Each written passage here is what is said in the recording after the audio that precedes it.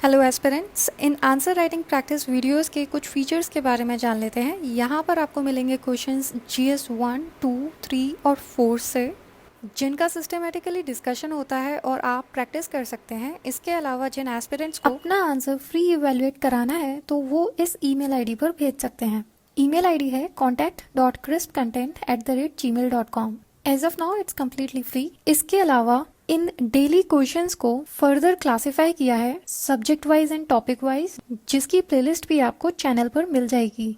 इसका फायदा यह होगा, एस्पिरेंट्स का स्टैटिक पोर्शन अभी कंप्लीट नहीं है या फिर उनका कोई पर्टिकुलर टॉपिक ही कंप्लीट है, फॉर एग्जांपल GS1 का आर्ट एंड कल्चर, तो ऐसे एस्पिरेंट डायरेक्ट चैनल पर जाकर GS1 की प्लेलिस्ट खोल सकते हैं और उसमें दिए गए सारे आर्ट एंड कल्चर के क्वेश्चन एंड आंसर के डिस्कशन को देख सकते हैं और साथ में प्रैक्टिस कर सकते हैं। यह उनके लिए भी हेल्पफुल होगा जिन्हें 1 या 2 क्वेश्चन ही प्रैक्टिस करने हैं डेली। बाकी करंट अफेयर बेस्ड क्वेश्चंस तो आप डेली प्रैक्टिस कर ही सकते हैं, क्योंकि उनके लिए mostly current affair based knowledge ही चाहिए होती है। इस तरह आप अपनी art of answer writing skills को बढ़ाने के साथ साथ उन टॉपिक्स को भी लर्न और रिवाइज कर पाते हैं जो आने वाले अपकमिंग एग्जाम के लिए मोस्ट इम्पॉर्टेंट होते हैं। यह इम्पॉर्टेंट इंस्ट्रक्शंस उन एस्पिरेंट्स के लिए जिन्हें अपनी कॉपीज फ्री इवैल्यूएशन के लिए सेंड करनी है। प्लीज सबसे पहली बात, एक फाइल में एक ही आंसर को भेजें, वरना जितने आंसर्स होंगे उस पर्टिकुलर फाइल को रिवर्ट बैक करने में उतना ही टाइम लगेगा। अपनी फाइल का फॉर्मेट PDF ही रखें, जिससे कि एनोटेशन मतलब रिमार्क्स लिखने में आसानी हो, और अपने क्वेश्चन और आंसर के अलावा कुछ भी ना लिखें, ना ईमेल आईडी, ना नाम, ना सब्जेक्ट, क्योंकि जितनी क्लियर कॉपी होगी उतना ज्यादा स्पेस मिलेगा रिमार्क्स लिखने के लिए। नॉर्मल सर्कमस्टेंसेस में आपको आपकी कॉपी इवेल्युएट होकर 2 से 3 दिन में मिल सकती है, पर कभी कभी कॉपीज का फ्लो बहुत ज़्यादा होता है, इसलिए 5 से 7 दिन का भी समय लग सकता है। And sincere apologies to those students जो हिंदी फॉर्मल लैंग्वेज में अपनी कॉपीज को इवेल्युएट कराना चाहते हैं, और वो स्टूडेंट्स जो अपनी ऑप्शनल सब्जेक्ट्स की कॉपीज को इवेल्युएट कराना चाहते हैं। फिलहाल यह अभी पॉसिबल नहीं है, may be in near future If it get possible, we will let you know. Lastly, crisp content से कनेक्ट होने के लिए आप टेलीग्राम चैनल को ज्वाइन कर सकते हैं, जिसमें रियल टाइम PDF लिंक्स को शेयर किया जा सकता है, और आप इस वेबसाइट को भी विजिट कर सकते हैं। इसके अपने फीचर्स हैं, फॉर एग्जाम्पल क्वेश्चंस को subject wise, topic wise, syllabus wise हर तरह के क्लासिफिकेशन से आप रीड कर पाएंगे। फिलहाल अभी ये ग्रेजुअली अपडेट होती है, फ्यूचर में इसकी स्पीड और तेज हो जाएगी अपडेट होने की। बात करते हैं किसी भी आंसर को किस तरह से अटेम्प्ट करना चाहिए। वैसे तो हर किसी का अपना अपना तरीका होता है आंसर को अप्रोच करने का, लेकिन हम यहाँ पर एक बेसिक अप्रोच को यूज करेंगे जो ऑलमोस्ट सभी के लिए सुइटेबल हो और सबसे ज्यादा इफेक्टिव हो। हमारी बेसिक अप्रोच कहती है कि सबसे पहले क्वेश्चन के कंटेक्स्ट को समझना चाहिए। कंटेक्स्ट मतलब वह ब्रॉड एरिया, वह ब्रॉड थीम जिसके ऊपर यह क्वेश्चन बेस्ड होते हैं। इसको सिंपल एग्जाम्पल से समझते हैं। मान लीजिए मैंने आपसे कहा कि एक्सप्लेन काउ, तो आप जिस एरिया में सोचेंगे वह काउ होगा।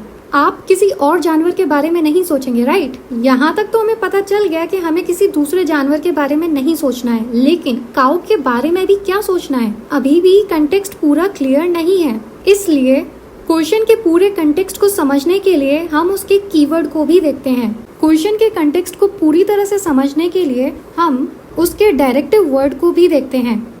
डायरेक्टिव वर्ड्स वो वर्ड्स होते हैं जो उस टॉपिक के अंदर भी किस डायरेक्शन में सोचना है उसके लिए गाइड करते हैं। जैसे कि हमने एग्जाम्पल लिया था एक्सप्लेन काउ, इसके अंदर जो डायरेक्टिव वर्ड है वो है एक्सप्लेन। उसके अकॉर्डिंग हम काउ के बारे में उसके फीचर्स बता सकते हैं कि काउ के 4 पैर होते हैं, 1 पूंछ होती है। लेकिन वहीं अगर हमने डायरेक्टिव वर्ड क्रिटिकली एनालाइज लगा दिया तो हम सेम टॉपिक काउ के बारे में ही डिफरेंट डायरेक्शन में सोचेंगे, मतलब काउ के एडवांटेजेस या डिसएडवांटेजेस। और इस तरह से आपने देखा कि एक ही थीम होने के बावजूद 2 डिफरेंट डायरेक्शन से हमने सोचा, और इस तरह से आप क्वेश्चन के पूरे कंटेक्स्ट को समझ पाते हैं। एक बार कंटेक्स्ट को समझ लिया, फिर हम अपने नेक्स्ट स्टेप पर आते हैं, जो है कंटेंट को गैदर करना। क्वेश्चन की अंडरस्टैंडिंग के बाद जो भी रिलेटेड मैटर हमें मिलता है उसे हम गैदर करने की कोशिश करते हैं। कोई भी रिलेटेड एग्जाम्पल, डेफिनेशन, स्टैट्स या फिगर्स, उन्हें हम या तो अपने दिमाग में रखने की कोशिश करेंगे या फिर उनके रफ पॉइंट्स बनाकर रफ पेज पे लिख देंगे। क्योंकि एक बार कंटेक्स्ट समझने के बाद हमारा दिमाग सभी डायरेक्शन से उससे रिलेटेड कंटेंट को गैदर करने की कोशिश करता है और ये इन्फॉर्मेशन रॉ होती है, अनफिल्टर्ड होती है और ऐसा भी हो सकता है कि वो टोटली रिलेटेड हमारे क्वेश्चन की डिमांड से ना भी हो। और अगर आपने उसे डायरेक्टली अपने पेपर पे लिख दिया तो हो सकता है कि आप क्वेश्चन की डिमांड से डिविएट हो जाएं और फिर आपको मार्क्स भी अकॉर्डिंगली मिलेंगे। इसलिए उस रॉ इन्फॉर्मेशन को अच्छे से प्रेजेंट करने के लिए हम लास्ट स्टेप पर आते हैं, स्ट्रक्चर। किसी भी आंसर के अंदर 3 बेसिक कंपोनेंट होते ही हैं। पहला इंट्रोडक्शन, दूसरा बॉडी और तीसरा कंक्लूजन। किसी भी क्वेश्चन के आंसर में इंट्रोडक्शन, बॉडी और कंक्लूजन किस तरह से लिखना है वह क्वेश्चन टू क्वेश्चन डिफर करता है। जिस तरह का क्वेश्चन होता है उसी तरीके से हम लिखते हैं तीनों कंपोनेंट। दूसरा आपकी नॉलेज पर डिपेंड करेगा। जितनी ज्यादा नॉलेज होगी, रिफाइंड नॉलेज होगी, उतना रेलेवेंट इंफॉर्मेशन नॉलेज आंसर्स के अंदर लिखी जा सकती है। और फाइनली आपके एक्सपीरियंस पर डिपेंड करेगा कि आपने कितनी प्रैक्टिस करी है, जिसकी वजह से आप क्विकली क्वेश्चन के डिमांड को समझ पाते हैं और उतना ही जल्दी उसे लिख पाते हैं। यह सब धीरे धीरे आंसर राइटिंग की प्रैक्टिस करने से आ जाता है। और इस तरह से अगर आपको क्वेश्चन का कंटेक्स्ट समझ में आ गया, फिर आपको पता चल गया कि कंटेक्स्ट से रिलेटेड मतलब क्वेश्चन की डिमांड से रिलेटेड क्या कंटेंट लिखा जा सकता है, आपने अप्रोच के दूसरे स्टेप के अकॉर्डिंग कंटेंट को गैदर भी कर लिया और फिर रियल पेपर पे आपने स्ट्रक्चर कर दिया, तो इस तरह से आपका आंसर कंप्लीट हो जाता है। परफेक्शन की तो कोई लिमिट नहीं है, लेकिन यह अप्रोच फॉलो करने के बाद आपको एक ऐसा आंसर मिलेगा जिसे एग्जामिनर चेक करेगा तो मजबूर हो जाएगा आपको अबव एवरेज मार्क्स देने के लिए। इसलिए हम आगे इसी अप्रोच का यूज करते हुए क्वेश्चंस को डील करेंगे। चलिए आज GS 1 से रिलेटेड इस टॉपिक को करने की कोशिश करते हैं। क्वेश्चन है, explain the concept of sea floor spreading, what is the evidence supporting sea floor spreading. इस क्वेश्चन को आप यूपीएससी के सिलेबस GS 1 के अंदर ज्योग्राफी सब्जेक्ट के अंदर क्लासिफाई कर सकते हैं और उसके अंदर भी सब topic salient features of words physical geography के अंदर क्लासिफाई कर सकते हैं। Before moving forward let's find out the relevance of this question. अब इसका पता प्रीवियस ईयर मेंस क्वेश्चन से रिलेट करके मिल सकता है, जैसे कि 2018 के अंदर यह क्वेश्चन पूछा गया था।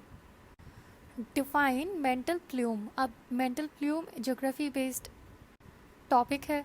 इसके अलावा नेक्स्ट क्वेश्चन 2013 के अंदर पूछा गया था कॉन्टिनेंटल ड्रिफ्ट थ्योरी के बारे में और उससे रिलेटेड एविडेंसेस।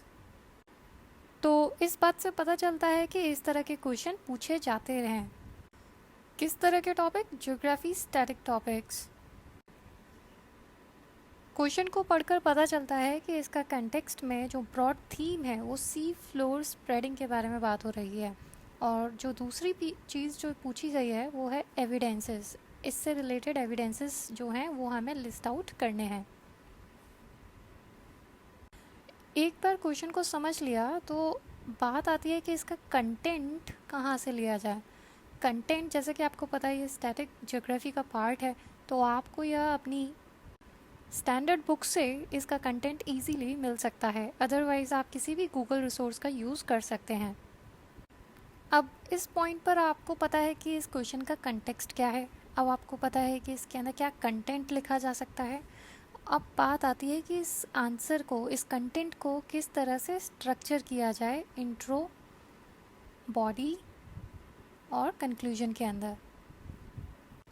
चलिए फिर देखते हैं कि इसके इंट्रो, बॉडी और कंक्लूजन को किस तरह से लिखा जा सकता है। सबसे पहले बात करते हैं इसके इंट्रोडक्शन की। जैसे कि इसके अंदर सी फ्लोर स्प्रेडिंग के बारे में पूछा गया था, तो हम उसी के बारे में लिखेंगे कि यह जो थ्योरी है वो हैरिस हेस ने दी थी। इस थ्योरी के अंदर एक फिनोमेना बताया है कि कैसे मिड ओशियनिक रिजेस पर वोल्केनिक एक्टिविटी के होने की वजह से न्यू ओशियनिक क्रस्ट बनती है, जिसकी वजह से ओशियनिक क्रस्ट रिज की दोनों साइड मूवमेंट करती है। अगर आपने इस थ्योरी को पढ़ा होगा तो आपको यह समझने में आसानी होगी। ज्योग्राफी बेस्ड आंसर्स के अंदर उन्हें बेहतर बनाने के लिए सबसे अच्छा तरीका है कि जितना हो सके उतना मैप और डायग्राम्स का यूज़ करना। तो आप आगे बेसिकली इस थ्योरी को एक्सप्लेन करने के लिए ब्रीफली यहाँ पर प्रोसेस को इंक्लूड कर सकते हैं, जिसे मैं सिंपल वे में कहना चाहूँगी इसे मिड ओशियनिक रिज मान लीजिए, मतलब एक गहरी खाई। फिर होता क्या है कि यहाँ पे मेंटल ऐसे कन्वेक्शनल सेल्स चलते रहते हैं, मतलब लावा यहाँ पे पिघला हुआ है और वो ऊपर आने की कोशिश करता है। एक पॉइंट पर आकर वो पूरा लावा, यहाँ पे वोल्केनिक एक्टिविटी होती है और बाहर निकलता है यहाँ से, और फिर यहाँ से जो लावा निकलेगा वो यहाँ पे आके फैलता जाएगा, जिसकी वजह से यहाँ पे और फॉर्मेशन होता है किस चीज़ का, एक यंग ओशियन फ्लोर का।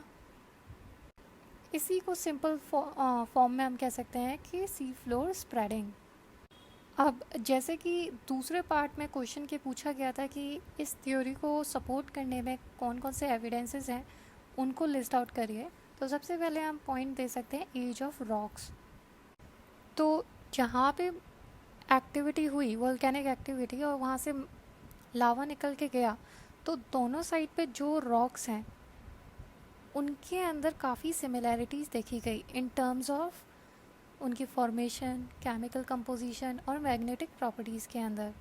और फिर साथ में देखा गया कि जैसे जैसे ये रॉक्स दूर होते गए हैं, उनकी जो एज है वो इंक्रीज़ होती गई है। मतलब जो सबसे पास में थे रिजेस के, वो सबसे यंग रॉक्स थे, और वहाँ पे से दूर जाते हुए जो रॉक्स थे उनकी एज इंक्रीज़ होती गई। दूसरा पॉइंट आप बता सकते हैं मैरीन सेडिमेंट्स के बारे में। यहाँ पे ड्रेजिंग, डीप सी ड्रिलिंग करते हुए जो भी ओल्डेस्ट सेडिमेंट्स पाए गए हैं वो जुरासिक पीरियड के पाए गए हैं, मतलब about 200 million years in age. पर हमारी अर्थ तो इससे भी पुरानी है, राइट? इस बात से यह पता चलता है कि सी फ्लोर स्प्रेडिंग थ्योरी सही है, क्योंकि वो कहती है कि हमारा ओशनिक क्रस्ट कंटिन्यूसली न्यू बनता जा रहा है और ख़त्म भी होता जा रहा है, डिस्ट्रॉय भी होता जा रहा है। अगर डिस्ट्रॉय ना होता और न्यू नहीं बनता तो हमारे पास इस जुरासिक पीरियड से भी पुराने सेडिमेंट्स होते। चलिए अब हम अपने नेक्स्ट पॉइंट की तरफ बढ़ते हैं, मैग्नेटिक एनोमैलीज। अगेन अगर आपका स्टैटिक पार्ट तैयार होगा तो आपको इस पॉइंट के बारे में इजीली पता होगा, otherwise allow me to explain this little bit. आपको पता होगा कि हमारी अर्थ के मैग्नेटिक फील्ड है और इसके नॉर्दर्न और साउदर्न मैग्नेटिक पोल्स हैं, और ये poles time to time change भी होते रहते हैं। आपको ये पॉइंट ध्यान में रखना है क्योंकि इससे अगला पॉइंट समझने में आसानी होगी। अब बात करते हैं अपने मिड ओशनिक रिज के बारे में। ये आपकी मिड ओशनिक रिज। अब यहाँ से मोल्टन स्टेट में जब भी मैग्मा निकलता है, अब दोनों साइड से निकलेगा, तो उस टाइम पे जिस तरह की मैग्नेटिक फील्ड हुई होती है अर्थ की, वो उसे कैप्चर करता है, और फिर वो जो मोल्टन स्टेट है वो सॉलिडिफाई हो जाता है और परमानेंटली जो उस टाइम की मैग्नेटिक फील्ड होती है उसी को कैप्चर करके अपने आप के अंदर रख लेता है। अब यहाँ पर जो इंटरेस्टिंग कंसेप्ट निकल कर आता है वो ये है कि यहाँ पे मिड ओशनिक रिज और यहाँ से मोल्टन मैग्मा पिघल कर आ रहा है। जो बेड बना, यहाँ पे देखा गया, ऐसा स्टडी के अंदर देखा गया कि यहाँ पे साउथ पोल मैग्नेटिज्म कैप्चर किया हुआ था, फिर जो इसके आगे का बेड था वहाँ पे नॉर्थ। सिमिलर केस इसी अल्टरनेटिव सिस्टमैटिक मैनर के अंदर नॉर्थ साउथ मैग्नेटिज्म को कैप्चर किया हुआ था। अब ये किस चीज़ को डिनोट करता है? ये इस चीज़ को डिनोट करता है कि जब ये मैग्मा निकल कर आया था तो उस टाइम अर्थ की जो मैग्नेटिक पोजीशन थी उन्होंने उसे कैप्चर किया। अब यह चीज़ इस चीज़ को प्रूव करती है कि सी फ्लोर स्प्रेडिंग जैसी घटना ज़रूर से होती ही होगी। फिर आप नेक्स्ट जो पॉइंट लिख सकते हैं वो है लो सिस्मिक वेव वेलोसिटीज़। मतलब इधर जो सिस्मिक वेव की वेलोसिटीज़ होती है वो लो होती है, क्योंकि यहाँ पर जो थर्मल एक्सपेंशन होते हैं वो होते ही रहते हैं। और अगला पॉइंट आप देख सकते हैं हीट फ्लो के बारे में, जो कहता है कि यहाँ पर जो हीट फ्लो का मेज़र किया जाता है वो 3 से 4 गुना ज़्यादा होता है नॉर्मल वैल्यू से। The anomalously high values are considered to reflect the intrusion of molten material near the crest of the ridges. इस तरह से आप आंसर की जो दूसरी मेन डिमांड है उसे पूरा करके कंक्लूड कर सकते हैं। आप बता सकते हैं कि it also plays an important role in explaining continental drift in the theory of plate tectonics. Basically ये दूसरी थ्योरीज़ को भी एक्सप्लेन करने में काफ़ी मदद करती है, और आप ये जो आंसर है अपनी वर्ड लिमिट के अकॉर्डिंग लिखने की कोशिश करेंगे, और इसे जितना कीवर्ड्स डालकर एक्सप्लेन करेंगे उतना बेटर रहेगा, जिससे कि एग्जामिनर की जो नज़र है वो उन कीवर्ड्स पे जाए और उसे इस तरह का इम्प्रेशन मिले कि आपने सारे पॉइंट्स को कवर करने की कोशिश करी है। इस आंसर को खुद करने की कोशिश करिए, जिससे कि यह कंसेप्ट आपका क्लियर हो और साथ के साथ आंसर राइटिंग की भी प्रैक्टिस हो जाए, क्योंकि आपको पता है कि इसकी यूपीएससी मेंस एग्ज़ाम में क्या रेलेवेंस हो सकती है। आई होप आपको यह वीडियो समझ में आया होगा। इस आंसर को यहीं पर कंप्लीट करते हैं। फाइनली बात करते हैं कि ऐसा कौन सा एक्स फैक्टर होता है ऐसे कैंडिडेट के बीच जिसकी नॉलेज टॉपर की नॉलेज के इक्वली होती है, पर फिर भी उसे टॉपर से कम मार्क्स मिलते हैं। ऑलमोस्ट किसी भी टॉपर की कॉपी अगर आप उठाएंगे तो उसके अंदर कुछ चीजें कॉमन दिखाई पड़ेंगी। पहला, जितना भी पॉसिबल हो उतना ये पॉइंट में बनाकर आंसर देते हैं, कीवर्ड्स के नीचे अंडरलाइन करते हैं जिससे कि एग्जामिनर की अटेंशन डायरेक्टली उन कीवर्ड्स पे जाए। तीसरा, आंसर के अंदर विजिबिलिटी बनी रहे उसके लिए शॉर्ट पैराग्राफ्स बनाते हैं 5 to 6 लाइंस के। डिपेंड्स ऑन इंडिविजुअल हैंडराइटिंग, जितना पॉसिबल हो वहाँ पे फ्लो चार्ट्स, डायग्राम, मैप लगाने की कोशिश करते हैं, और इस तरह से एक एक्स फैक्टर आंसर के अंदर आ जाता है और उनकी कॉपी दूसरों की कॉपी से अलग दिखाई पड़ती है।